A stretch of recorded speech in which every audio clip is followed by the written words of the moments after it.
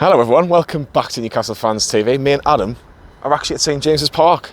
Can you believe it? Well, it's nice to be back in it. We've actually met each other for the first time. I met him, late behind the camera. You're working together, so it's a pleasure. It's brilliant.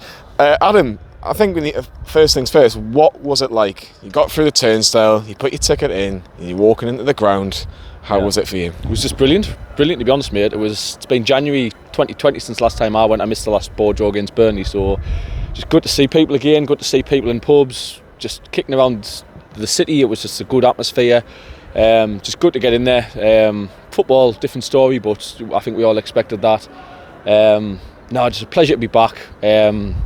Just great for the city, and just mint. Good crack. People will be asking, what was it like inside when you have fans a couple of seats apart, depending on what bubble you were in? Yeah.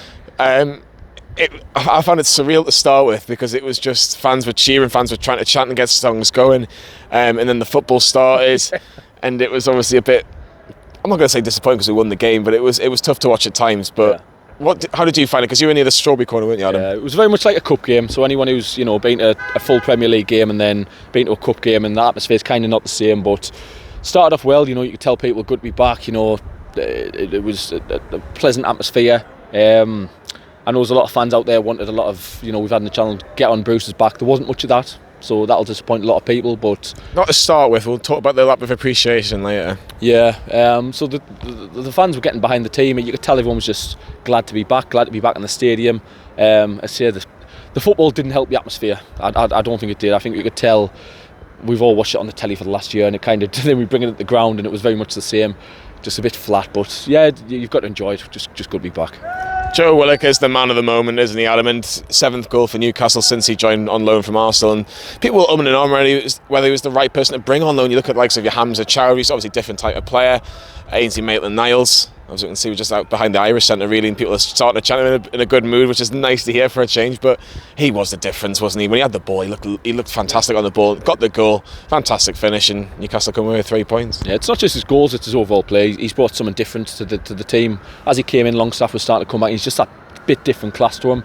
Again, just popping up with that little header today, just class. He's just in the right places at the right time. Looks like he wants to stay at the club. Will we pay the money? Hopefully.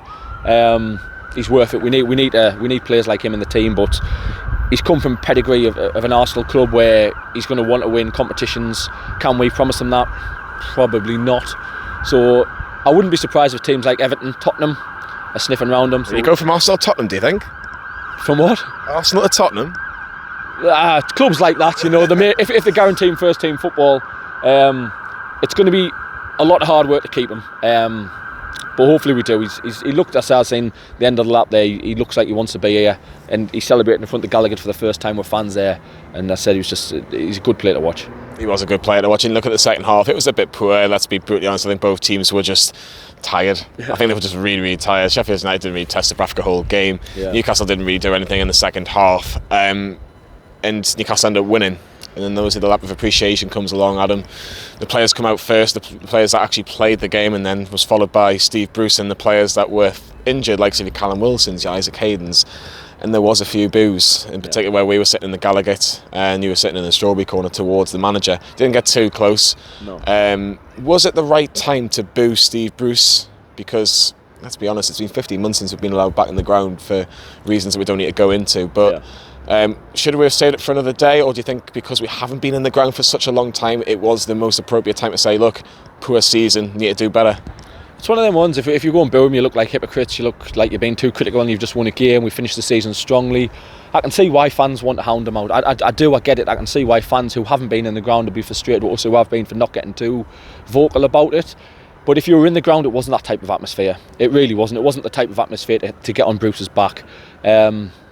Look, under Mike Ashley, who else does people want? I don't want Steve Bruce at the club, but I don't want Mike Ashley foremost. He's the main issue with the club.